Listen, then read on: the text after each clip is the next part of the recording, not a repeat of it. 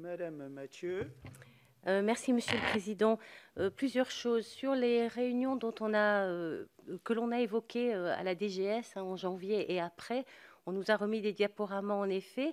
Et moi, j'ai eu l'impression qu'on découvrait, on nous a d'abord évoqué ce qui se passait en Chine, on nous a donné des chiffres, et je pense en toute bonne foi, ou en nous disant que c'était très contagieux mais peu mortel. Et je pense que peut-être aussi, nous avions des chiffres qui n'étaient pas la réalité, on l'a bien vu après avec les incinérateurs en Chine et ce qui s'est passé. Donc on est parti déjà d'un postulat qui était faux au départ, mais à mon sens en tout cas, en toute bonne foi. Et je me souviens de cette première réunion où avait été évoqué d'abord le fait de traiter les patients à l'hôpital, puis quand le nombre de patients serait trop important si on n'arrivait pas à juguler l'épidémie, de les traiter à domicile en confinement, mais les patients confinés à domicile. Mais en aucun cas on ne nous a parlé de confinement généralisé de la population. Moi, j'ai gardé les diaporamas, je les ai revus récemment pour refaire un petit peu l'historique, et ça n'a pas du tout été évoqué en ce qui nous concerne. D'ailleurs, peut-être que ça nous aurait permis d'anticiper aussi vis-à-vis de nos membres et de nous organiser mieux, mais je pense que ça n'était tout simplement pas dans les tuyaux, si je peux m'exprimer ainsi, de l'administration en tout cas. Vous nous les ferez parvenir, ces diaporamas, Bien c'est sûr. intéressant avec leur date, ça nous permet de Bien sûr, faire bien la sûr. remonter Et d'ailleurs, la chronologie. participer des virologues, des gens de l'Institut Pasteur, enfin, tout ce que la France a de plus haute autorité scientifique en matière de virologie, d'épidémie. Voilà, et c'était des réunions très intéressantes, mais plus informatives. Sur la souffrance des professionnels, Madame la sénatrice, vraiment merci, parce que vous dites que vous ne nous avez pas entendus à ce propos. C'est vrai, parce qu'on a répondu à des questions, et puis on a l'impression d'être un peu loin de cette phase aiguë. Alors, et on en est très proche finalement, même si le quotidien a repris un petit peu le dessus. Les professionnels, d'abord, ont été très angoissés. Une véritable angoisse que vivait la profession, bien sûr, mais la population. Et si bien qu'on recevait toutes ces informations contradictoires parce qu'on ne savait rien finalement. Et tout le monde avait peur. On avait tous de toute façon des proches, des gens âgés. Donc il y avait cette angoisse aussi de l'avenir, cette angoisse financière pour les kinésithérapeutes en tout cas, qui a généré beaucoup d'agressivité parfois, où on a eu vraiment des comportements, notamment sur les réseaux sociaux, assez difficiles à gérer. Et quand je vous disais, c'était ça en creux, le nombre de mails auxquels nous avons dû répondre en permanence, et très souvent, moi, je demandais aux personnes de me donner leur numéro de téléphone et je les rappelais, mais parfois, je passais 4-5 heures par jour à parler avec des professionnels, et c'était la même chose dans les départements. Donc on a été au plus près des professionnels, mais oui, il y avait beaucoup de questions, beaucoup d'angoisse, dans une profession en plus, et vous le disiez, qui est en souffrance de toute façon en ce moment. Elle est en souffrance par un manque de reconnaissance, et vous l'avez souligné. Et d'ailleurs, moi je vois avec grand plaisir la plupart des professions autour de moi évoluer, parce que la santé évolue, la prise en charge de la population évolue. Pardon. Et donc, je me réjouis de voir de nouvelles compétences pour les pharmaciens, pour les infirmiers, pour les sages-femmes, mais je déplore que toutes les demandes que je demande pour ma profession ne soient jamais entendues. Et je ne me l'explique pas. Je ne me l'explique pas, et donc, si vous voulez, les professionnels, les kinésithérapeutes ne se l'expliquent pas non plus, voient leurs compétences distribuées à d'autres professions et ne savent plus du tout sur quel pied danser et ce que l'avenir leur réserve. Et c'est une véritable préoccupation. Et quand je vous dis que j'écris partout, je vous écris à vous, j'écris aux députés, j'écris aux ministres, et je n'ai pas de réponse. Je n'ai pas de réponse. Mais j'y reviendrai en tout cas. Sur les EHPAD. Sur les EHPAD, on a parlé des médecins coordonnateurs. Moi, je déplore vraiment le fait que les administratifs prennent le pas sur les médecins et les professionnels de santé dans les EHPAD. Quand je vois, et j'ai beaucoup de mails à ce propos, j'en avais amené quelques-uns là, que le médecin coordonnateur demande à ce qu'il y ait des kinésithérapeutes, rédige la prescription, appelle lui-même le kinésithérapeute, et que le directeur d'EHPAD refuse l'entrée, moi je ne comprends pas. J'avais même demandé au ministère si on ne pouvait pas alors c'était peut-être illusoire, envisager une absence de responsabilité pénale des directeurs d'EHPAD, parce que leur crainte, en fait, c'est d'être accusé de mise en danger d'autrui si on fait entrer des gens dans les EHPAD.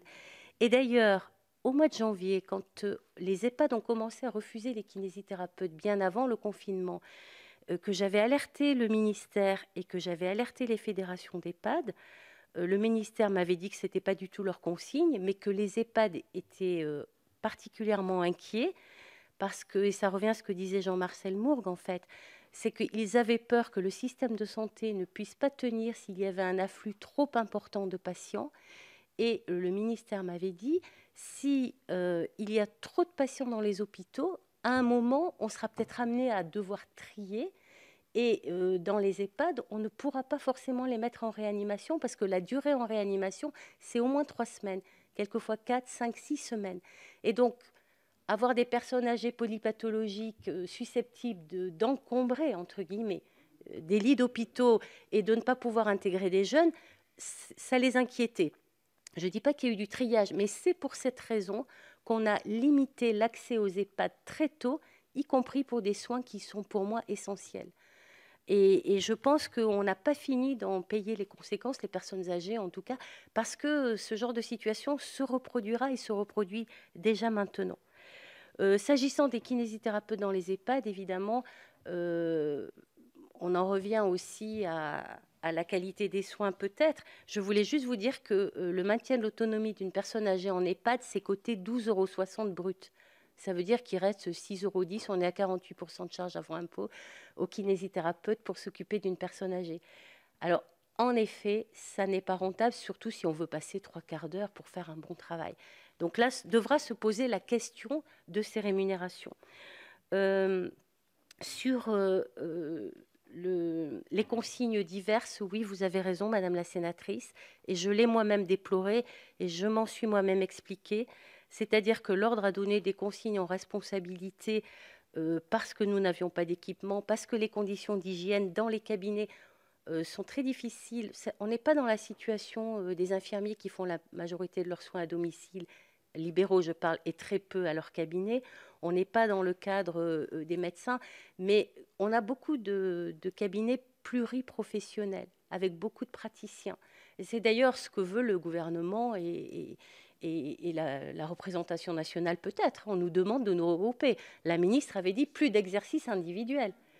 Donc dans un cabinet, vous avez 4 kinésithérapeutes, avec des salles individuelles en effet, mais des salles communes. Quand on sait que quand on pédale, on projette à au moins 5 mètres au niveau respiratoire. Si vous avez plusieurs patients à la fois, parce que vous avez plusieurs professionnels, plus les accompagnants, parce qu'il faut savoir que dans nos cabinets, la plupart des patients ne peuvent pas conduire. Quand vous êtes opéré d'un genou ou d'une épaule, vous vous faites accompagner, ou par un proche ou par quelqu'un. Donc ça fait un monde considérable dans les salles d'attente et dans les salles de soins qui ne nous ont pas laissé d'autre choix en début de crise. Et actuellement, les consignes d'hygiène sont très strictes, mais je ne vois pas comment on pourrait faire autrement. De ce fait, ça limite le nombre de patients accueillis et ça limite aussi les rémunérations.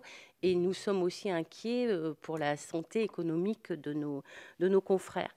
Et je terminerai peut-être en disant que sur les masques, il y a eu de grosses difficultés d'approvisionnement parce que les pharmaciens ont été en première ligne et ça n'a pas été facile pour eux. J'en avais parlé à Karine Wolftal justement pour lui dire, moi dans mon officine où le pharmacien est un ami, pendant 3 semaines en début de crise, je n'ai pas eu de masque. Je n'avais pas ma dotation tout simplement parce que lui n'en avait pas.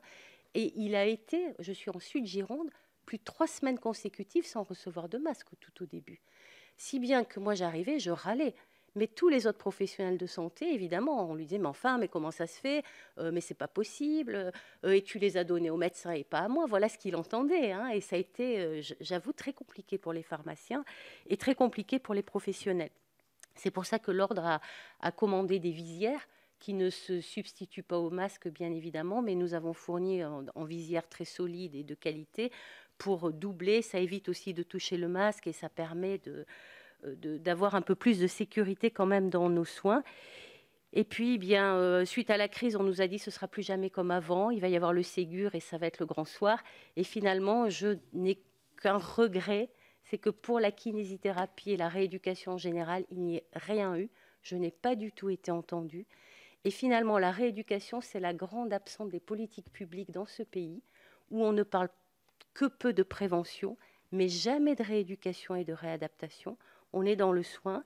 Et c'est pour ça aussi, je pense que nous sommes souvent les grands oubliés, parce que, et c'est invisible. Et nous sommes invisibles parce qu'on n'imagine pas. Alors, quand on travaille avec un chirurgien orthopédiste, il sait très bien que s'il opère une épaule sans kinésithérapie, il n'aura pas de bons résultats. Ça, les médecins avec qui nous travaillons le savent. Mais les pouvoirs publics, très souvent, me semble-t-il, n'en sont pas conscients. Merci beaucoup. Nous avons